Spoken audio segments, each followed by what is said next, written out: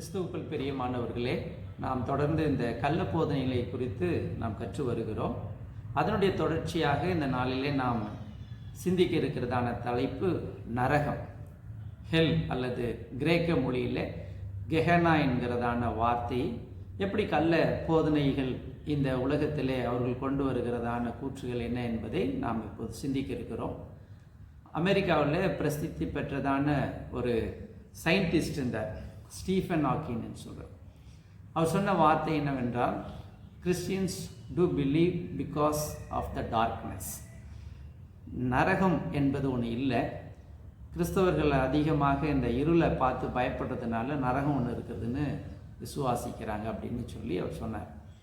ஆனால் அவருக்கு என்ன பதில் சொல்ல வேண்டும் என்று சொல்லி பார்க்கும் பொழுது, நரகம் இல்லை என்று சொல்லுகிற இவனுக்கு வெளிச்சத்தை குறித்ததான, ஆண்டவர் வெளிச்சமாக இருக்கிறார், வெளிச்சத்தை குறித்ததான பயம் உள்ளவனுக்கு எப்படி இருக்கும்? பொதுவாக பார்த்தீங்கன்னா இன்றைக்கி அநேக ஆல்மோஸ்ட் எல்லா உலகத்தில் இருக்கிறதான ரிலீஜியன் பிலீஃப் என்னென்னா, நரகம் என்பதை அவர்கள் நம்புகிறார்கள். நரக ஆக்கனை, தப்பு செய்கிறவங்களாம் நரகத்துக்கு போயிடுவான், நல்லது செய்கிறோம் அப்படின்னு சொல்லி பல்வேறு கருத்துக்கள் பொதுவாக எல்லா இந்துயிசத்தில் ஆகட்டும், இஸ்லாத்தில், எல்லா ரிலீஜன்லையும் they do believe that there is hell. இந்த ஜெகோவாஸ் விட்னஸ் இதை குறித்து என்ன அவங்களுடைய கருத்து என்பதை நான் உங்களுக்கு சொல்ல விரும்புகிறேன். There can be no punishment after death in Jehovah's Witness scheme of things because the dead cease to exist. மரித்தவன் அந்த மரித்த நிலையிலிருந்து அழிந்து போகுவதனாலே அப்படிப்பட்டதான ஒரு ஆக்கினை அல்லது ஒரு தண்டனை மரணத்துக்கு பின் இல்லை என்பது யெகோவாவினுடைய போதனையாக இருக்கிறது. They are gone, vanish without a trace அப்படின்னு சொல்கிறாங்க. இந்த அதாவது அப்படியே அழிந்து போகிற அல்லது மறைந்து விடுகிற, வேனிஷ்ட், ட்ரேஸ் என்றால் தடயமற்று போகிற நிலையில் மனிதன் போய்விடுவான் என்று சொல்லுகிறார்கள். There is no soul or spirit remaining to experience punishment. ஆத்துமாவோ ஆவியோ இவ்விதமான ஒரு எக்ஸ்பீரியன்ஸ் என்றால் இந்த செயல்பாட்டுக்குள்ளே போய் முடிவது இல்லை என்பதை அவர்கள் ஆணித்தரமாக நம்புகிறார்கள். What sense would there be to this warning spoken by Jesus Christ? நரகம்னு ஒன்று இல்லைன்னா ஆண்டவராகிய இயேசு கிறிஸ்துவை எப்படி பிரசங்கிக்க முடியும்? பாருங்கள், லூக்கா 12ஆம் அதிகாரம் 4-5 வசனங்களில் ஆண்டவராகிய இயேசு கிறிஸ்து தம்முடைய சீஷர்கள் இடத்துல பார்த்து சொன்ன வார்த்தை, என் சிநேகிதராகிய உங்களுக்கு நான் சொல்லுகிறேன், சரீரத்தை கொலை செய்து அதன் பின்பு அதிகமான ஒன்றும் செய்ய திராணி இல்லாதவர்களுக்கு பயப்படாதிருங்கள். சரீரத்தை கொன்ன பிறகு ஆத்துமா தான் இருக்கும், அதுக்கு ஒன்றும் செய்ய திராணி இல்லாதவனுக்கு பயப்படாதிருங்கள். நீங்கள் இன்னாருக்கு பயப்பட வேண்டும் என்று உங்களுக்கு காண்பிக்கிறேன், கொலை செய்த பின்பு நரகத்திலே தள்ள வல்லமை உள்ளவருக்கு பயப்படுங்கள், ஆம் அவருக்கே பயப்படுங்கள் என்று உங்களுக்கு சொல்கிறேன். உடலிலிருந்து உயிரை எடுக்கிறவன்னு சொல்லிட்டு பிறகு ஆண்டவர் தம்முடைய பிதாவை அவர் கனத்தோடு சொல்லுகிற வார்த்தை என்னவென்றால், நரகத்தில் அல்லது கொலை செய்த பின்பு நரகத்திலே தள்ள வல்லமை உள்ள ஆண்டவருக்கு பயப்படுங்கள் என்று சொல்லுகிறதை பார்க்கிறோம். To whom to fear, whom not to fear. இப்போ இவங்க என்ன சொல்கிறாங்கன்னா, அழிந்து போயிடும், அப்படியே இல்லாமல் போயிடும், ஆத்துமா அவருக்கு நித்தியமான ஒரு காரியம் இல்லை அப்படின்னு சொல்லி தொடர்ந்து அவங்களுடைய வாதங்களை நான் சொல்கிறேன். பாருங்கள், இன்னொரு காரியத்தை நான் உங்களுக்கு சொல்கிறேன். God loves sinners, he hate sin அப்படின்னு சொல்லி சிலர் போதிக்கிறார்கள். அப்படின்னா கடவுள் பாவிகளை நேசிக்கிறார், பாவத்தை வெறுக்கிறார். பாவத்தை வெறுக்கிற ஆண்டவர் பாவத்தை தானே நரகத்தில் தள்ளணும். கடவுள் யாரை உள்ளே தள்ளுறாரு? ஆத்துமாக்களை தானே தள்ளுறாரு. அந்த ஆத்துமாவை கொல்ல வல்லமை உள்ளவர்களுக்கு பயப்பட வேண்டும். If the witness were correct, someone whose body had been killed would no longer exist, hence would have nothing to fear from men or from God. ஆத்துமாவை ஆண்டவர் கொல்ல போகிறது இல்லை, ஆத்துமா அப்படியே கரைஞ்சி போயிடுன்னு சொன்னால் மனுஷனுக்கோ தேவனுக்கோ பயப்பட வேண்டிய எந்த அவசியம் கிடையாது. நம்ம சபைக்கு போகிறது, ஞானஸ்தானம் எடுக்கிறது எந்த விதமான ஒரு பிரயோஜனம் இல்லாத ஒரு காரியமாக போகும். Watch our society has assured its followers that this does not involve anything unpleasant happening to person after death. மரணத்துக்கு பிறகு இப்படிப்பட்டதான ஒரு சம்பவம் நிகழ்வு நடக்கப் போகிறது இல்லை. கம்ப்ளீட் அண்ட் எவர்லாஸ்டிங் டிஸ்ட்ரக்ஷன், முழுமையான நித்திய அழிவு அல்லது or death from which there is no resurrection, மரணத்திலிருந்து உயிர்த்தெழுதல் இல்லை என்கிற கூற்றை அல்லது உபதேசத்தை அவர்கள் தொடர்ந்து அவர்களுடைய ஃபாலோவர்ஸ் சொல்லிக்கொண்டே வருகிறார்கள். இது எங்கிருந்து வாசிக்கிறீங்க சார்னு கேட்கலாம். You can live forever in paradise on earth, page number 87 இருக்குது. இந்த பூலோகம் தான் அவங்களுக்கு சொர்க்கம், நரகம்னு ஒன்று கிடையாது, ஆத்துமாவுக்கு நித்திய வாழ்வு எதுவுமே கிடையாது, இந்த பூமியில் அவங்க வாழ போகிறாங்க அப்படின்னு சொல்லி வித்தியாசமாக யோசித்து இப்படிப்பட்ட காரியங்கள்லாம் சொல்லிக்கிறோம். எபிரேய நிருபத்திலிருந்து ஒரு வசனத்தை நான் உங்களுக்கு வாசிக்க விரும்புகிறேன். எபிரேய புத்தகம் அதில் 10ஆம் அதிகாரம் 28லிருந்து 31. நீங்களும் என்னோடு கூட பைபிளை திறந்து நீங்கள் வாசிப்பீர்கள் என்றால் நான் சொல்லுகிறதெல்லாம் அங்கே இருக்குதா என்னன்னு உங்களுக்கு தெரியும்.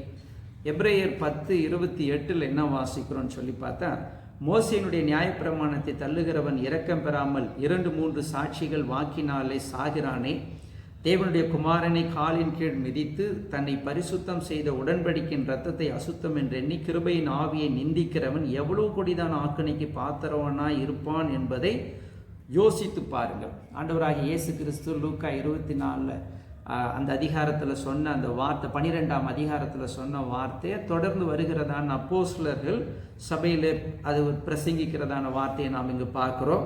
எப்படின்னா, கொடிதான ஆக்கணைக்கு பாத்திரவானாய் இருப்பான். இந்த ஃபியூச்சர் டென்ஸில் அதை சொல்லியிருக்கிறாரு. ஆண்டவர் சொல்கிறாரு இன் டோர்னமெண்ட், நமக்கு அப்படிப்பட்டதான ஒரு சொல்கிறார். யோவான் சாட்சி போகிறார், ஆண்டவர் பார்த்து இதெல்லாம் அழகாக படைச்ச ஆண்டவர், எப்படி பிரதர் ஆண்டவர் இதெல்லாம் அழிச்சிருவார், எப்படி பிரதர் உங்களுடைய ஆத்துமாவை வேதனைப்படுத்துவார் அப்படின்னு சொல்கிற காரியங்கள் எல்லாம் நீங்கள் அவங்கள்ட்ட இருந்து கேட்கலாம். பாருங்கள், வசனம் சொல்லுது இப்படிப்பட்டதான நரக ஆக்கணை உண்டு என்பதை சொல்லுகிறதை நாம் பார்க்கிறோம். இதைத் தொடர்ந்து லூக்கா 12ஆம் அதிகாரத்தில் நம்ம வாசித்ததான 4வது வசனத்தோடு கூட சேர்த்து சில காரியங்களை நான் உங்களுக்கு சொல்ல விரும்புகிறேன். அதுக்கு முன்னாடி, watch tower society tries to dismiss the account the rich man and Lazarus as a fanciful illustration that says nothing at all about the afterlife. இந்த உலக பிரகாரமான வாழ்க்கைக்கு பிறகு fanciful என்கிறதான வார்த்தையை யூஸ் பண்ணேன். இதுக்கு நான் போய் அந்த டிக்ஷனரியில் டைரியிலெல்லாம் தேடும்போது பார்த்தீங்கன்னா, இமேஜினேட்டிவ், அன்ரியலிஸ்டிக், யதார்த்தமற்ற என்கிறதான வார்த்தையை பயன்படுத்தி இருக்கிறார்கள் கூகுளில் சர்ச் பண்ணதில். அப்படி பார்த்தா என்ன சொல்கிறாங்கன்னா, கிறிஸ்தவர்கள் இதை இமேஜின் பண்ணி வச்சுருக்கிறானுங்க. அன்ரியலிஸ்டிக், உண்மைக்கு மாறான, அதாவது இயற்கைக்கு மாறான போதனையாக இது வருகிறது என்று சொல்லி மற்ற ஏனைய கிறிஸ்தவர்களை குற்றம் சாட்டுகிறதை நாம் இங்கு பார்க்க முடிகிறது. இப்போ லாசரு குறித்தும் ரிச்மேன் குறித்தும், அதாவது இந்த ஐஸ்வர்யவானை குறித்து சொல்லும்பொழுது சில காரியங்களை நான் உங்களுக்கு சொல்ல விரும்புகிறேன். அதாவது ஐஸ்வர்யவான் என்ன செய்கிறான், நரகத்தில் போய் அவன் ஆக்கினை அடையும் பொழுது அவன் என்ன செய்கிறான் என்று சொல்லுகிற போது பாருங்க, ஆபிரகாமை பார்க்கிறான். ஒரு மனிதன் இந்த உலகத்திலே அவன் வாழ்ந்து அவன் மரிக்கும் பொழுது என்ன இவங்க பிலீஃப் என்ன டீச் பண்ணுறாங்கன்னா, த thoughts ideas what he possess on the earth, அவன் புத்தியில் சிந்தனையில் இருந்ததான எல்லா சித்தாந்தமும் எல்லா மெமரியும் அப்படியே வேனிஷ் ஆகிடும், போயிடும்னு சொல்கிறான். ஆனால் லாசருவை பார்க்குறான், தன்னுடைய தம்பிமார்களை அவன் ரிமெம்பர் பண்ணுறான். யார்? இந்த ஐஸ்வர்யவான். ஆபிரகாமை அவன் நினைவு கூறுகிறான். மரித்த பிறகு ஆபிரகாமை ஐடென்டிஃபை பண்ணி ஆபிரகாமிடத்தில் பேசுகிறான். இன்னும் எனக்கு 4-5 தம்பிமார்கள் இருக்கிறாங்க, அவங்களுக்கு இவனை அனுப்பு, லாசருவை தெரியுது. இப்படிப்பட்டதான காரியங்கள் வேதபூர்வமாக நமக்கு சொல்லப்படுகிற சத்தியமாக இருக்கிறது. ஆனால் இவன் என்ன சொல்கிறான் பாருங்க, you can live forever in paradise on earth, page number 89ல் இப்படி சொல்கிறாங்க. Followers the expose their evil works, அதாவது ஜெகோவாஸ் leaders suffer torments when Christ followers expose their evil works.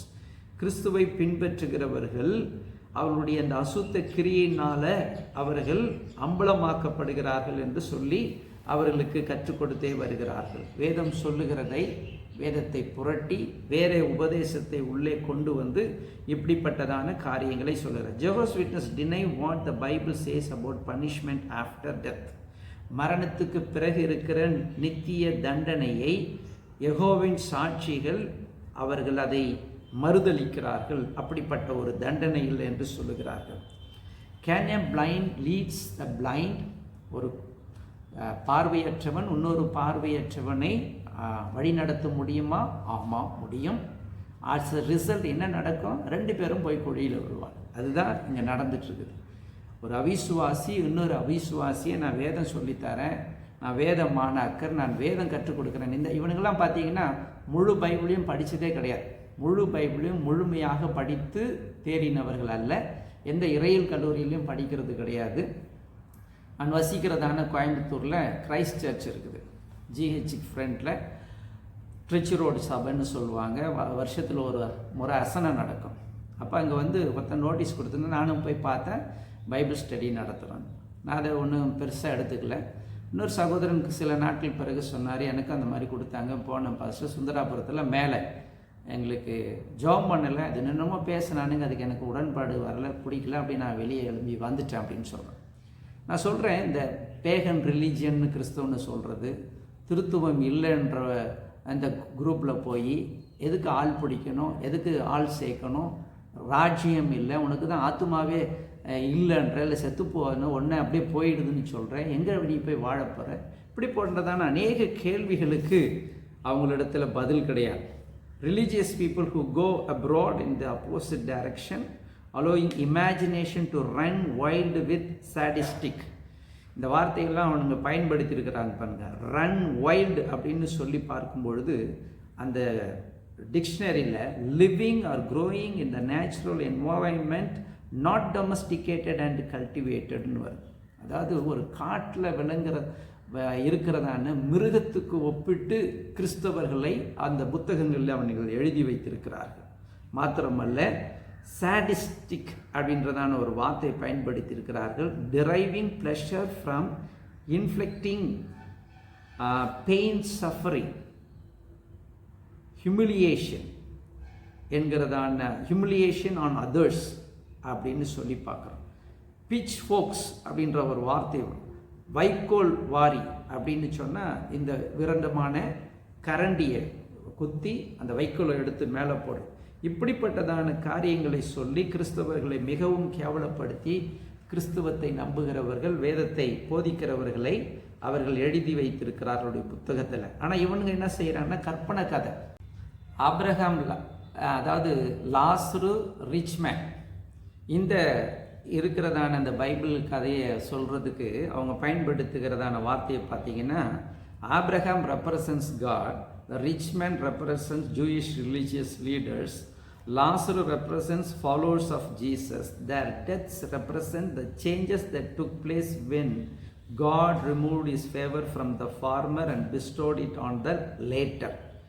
பாருங்கள், இதுக்கு ஒரு விளக்கு அவங்களே கொடுத்துருக்குறாங்க. அதாவது அவங்க புத்திக்கு ஏற்ற மாதிரி ஆபிரகாமை கொண்டு வந்து, அதாவது ஜூயிஷ் லீடர்ஸுக்கு அவங்களுக்கான தண்டனை தான் அது வரப்போகுதுன்னு சொல்லி வித்தியாசமான ஒரு விளக்கத்தை வேதத்துக்கு கொடுத்து அவங்களுடைய ஜனங்களை திசை திருப்பி, இது நமக்கு பொருந்தாது, ஏன்னா ஏற்கனவே ஒரு பொய்யை சொல்லியாச்சு, உங்களுக்கு பரலோகத்துலாம் இடம் இல்லை, 1935க்கு பிறகு வர்றவங்களுக்கெல்லாம் இதுதான் paradise on the earth, you are going to leave, the leaders will know guide you, teach you are rule you from the above the sky அப்படின்லாம் சொல்லி அவனுக்கு பல கதை விட்டது பிறகு இந்த காரியத்தெல்லாம் சொல்கிறாங்க. அதனால் இந்த பூமியில் உனக்கு என்ன கிடையாதுன்னா டார்ச்சர் கிடையாது, டார்னமெண்ட் கிடையாது, பனிஷ்மெண்ட் கிடையாது, நித்திய நரகம்லாம் அப்படிலாம் ஒன்றும் கிடையாது. அதெல்லாம் அவங்களுடைய கிறிஸ்துவனுடைய இமேஜினேஷன், ரியலிஸ்டிக் இது கிடையாது அப்படின்னு சொல்லி துருபதேசத்தை சொல்லி கொடுத்துருக்குறாங்க.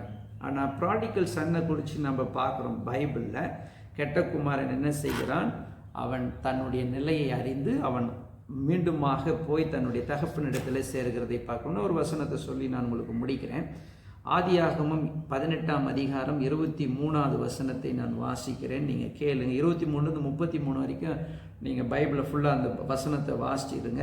நான் இடையிலேருந்து சொல்கிறேன். அப்பொழுது ஆபிரகாம் சமீபமாய் சேர்ந்து துன்மார்க்கருடைய நீதிமானையும் அழிப்பீரோ, will you destroy with the righteous அப்படின்னு கேட்குறாரு துன்மார்க்கனை. அடுத்தது அப்படியே கேட்டுட்டு கீழே வந்து சொல்கிறாரு, அப்பொழுது அவன், ஆண்டவர் கோபம் வராதிருப்பதாக நான் இன்னும் ஒரு விசை கூட பேசுகிறேன் ஆண்டவர். 32வது நீதிமான்கள் அங்கே காணப்பட்டாரோ என்றான். அதற்கு அவர் 10 நீதிமான் நிமித்தம் அதை அழிப்பதில்லை. சோதம் கோமோரா பட்டணத்தினுடைய அழிவை குறித்து நாம் இங்கு வாசிக்கிறோம். நோவா காலத்தில் ஜலத்தினாலே கடவுள் பூமியை அழித்தார் என்று வேதம் சொல்லுகிறது. ஆனால் அந்த ஆத்துமாக்கள் இன்றைக்கும் அது கீழே பாதாளத்தில் இருக்கிறது. அந்த பாதாளத்தில் ஆண்டவராகிய இயேசு கிறிஸ்து சனிக்கிழமை போய் அவரிடத்துல சுவிசேஷம் பிரசங்கித்தார் என்று ஆதாரமான வசனங்கள் இருக்குது. ஆனால் இவனுங்க என்ன சொல்கிறானுங்கன்னா, நரகம் கிடையாது, அது கற்பனை, அப்படிப்பட்டதான. அப்போ கிறிஸ்துவுக்கும் கிறிஸ்துவ சபைக்கும் கிறிஸ்துவனுடைய போதனைகளுக்கும் அப்போஸ்தலருடைய வார்த்தைகளுக்கும் எதிரானவன் அவன் தேவனுடைய பிள்ளையாக இருக்க வாய்ப்பில்லை. கடவுள் உங்களை ஆசீர்வதிப்பாராக.